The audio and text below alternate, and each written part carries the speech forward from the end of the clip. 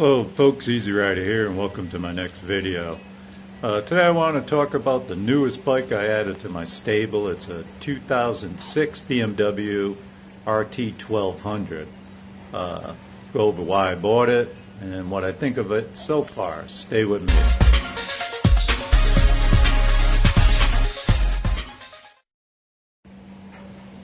And welcome back. Anyway, it's the end of October 2019. Beautiful fall day. It's a little windy, so we're doing it in my garage again. In a minute I'll turn the camera around, show you around the bike, but right now I just want to tell you I bought the bike in mid-August, had 25,000 miles on it. I paid just over $3,000 for it, so to me it was a very good deal.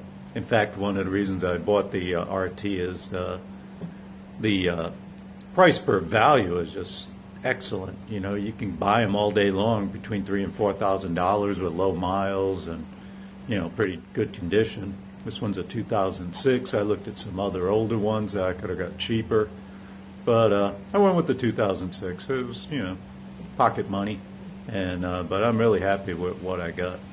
One of the reasons I bought the bike is some of you that have been watching my channel know I have a 2017 R9T Scrambler, which is a great bike, BMW Scrambler, but I go to a lot of rallies and long distance rides, and while it's doable on the Scrambler, it's not the most comfortable thing on the Scrambler.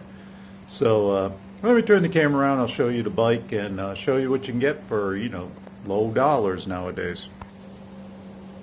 And there it is. It's my 2006 RT 1200 BMW. As you can see, it's a big touring bike, but it really doesn't weigh a whole lot, you know, compared to, say, like an Electric Glide like I used to have. This one's only, I believe, 570 pounds. Looks like it weighs a lot, but all that Tupperware is just plastic. Doesn't weigh a whole lot. Has a really commanding front end on it. It's an aftermarket windshield, real big one. Some guy called it my barn door, but blocks a lot of the wind. So, you know, as you're touring, makes it for a real good tour bike. So let me just kind of go over the pros and cons of it real quick. I wrote them down so I didn't forget. We'll go with the cons first. One of the worst parts of this bike is this idiotic mirrors that they have on it. When you ride and you get to see your hands, you can see it right there that you're getting a good picture of your hands in there. And it's hard to see what's coming up behind you. They do add some holes somewhere around this thing. There it is. They added like a hole where you can kind of put mirrors in, but I still ain't figured out how I'm going to do that. It's kind of expensive and weird how you do it. Another con on this thing is the shifter is really small. I don't know. You would think, you know, a BMW with, you know, made in Germany with all the, you know, tall German master race people, they must all have small feet or something, because you put a good set of boots on, man, it's hard to hit that shifter. Anyway, those are the kind of the cons, and there ain't a whole lot of them. This bike does come with heated grips, and it also comes with a heated seat, which is just nice on these cold days. I live in Ohio, and it does get cold. The other weekend I was out, it was in the 30s, and I had a battery-powered electric vest on, and that was, you know, with my normal riding gear, and I was comfortable as can be. I didn't even turn the battery-powered vest on. Put it on low for a little while and then shut it off. I really didn't need it. And I was riding in the 30s, you know, with this, your feet kind of get right here, you know, get a lot of protection. Your knees are like right up against here, and then, you know, with the big windshield, and that windshield is electric, you can put it up and down, so, you know, with that big windshield, it just cuts a lot of the air. So what are the pros on this bike? And there's a lot of pros. First off, you can get them dirt cheap. You can get used RTs all day long out there. There's just no real resale value on them. Everybody wants the GSs, but the beauty is this RT is built on the same platform as a GS. I don't know if you could see it in here, but has the telelever front end, which that kind of like monoshock front end weird stuff like the BMW GS has, and monoshock whatever lever in the back. So you're pretty much getting a GS here. It's just lower and, you know, not really made for off-road. But I will say I took it through the mountains of Virginia and West Virginia on dirt roads up and down mountains, and it went just as good as a GS would go. You know, I wouldn't say this is an off-roader, but I've taken it off-road.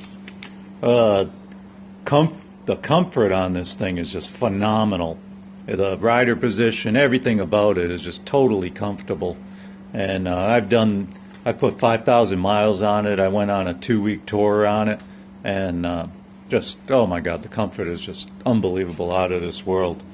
The gas tank on this thing is 6.6 gallons, just slightly under the GS Adventure gas tank, which I think is around 7 gallons. But at 50 miles per gallon, you know, do the math, I get all sorts of gas mileage out of this, and you can go 300 miles before you have to, you know, start even looking for gas, which makes life a lot easier. The wind protection, again, is just phenomenal on this thing. And the other thing I like about it is ease of maintenance. These older ones, the valves, you can actually do those with a, it's not the newer ones have the, oh shit, whatever that is, those stupid valves. You got to go in and have someone else do them. But these right here, they just have a shims. Yeah, it's those shim valves, which are a total pain in the ass to do. But these here are just, you loosen up a nut, stick your feeler gauge in there, tighten it down, and boom, you're done. So ease of maintenance on here. It's a pretty easy bike to work on. I've so far changed the oil on it, changed the rear diff oil on it, which wasn't all that hard. The differential down there, changed the diff oil on it.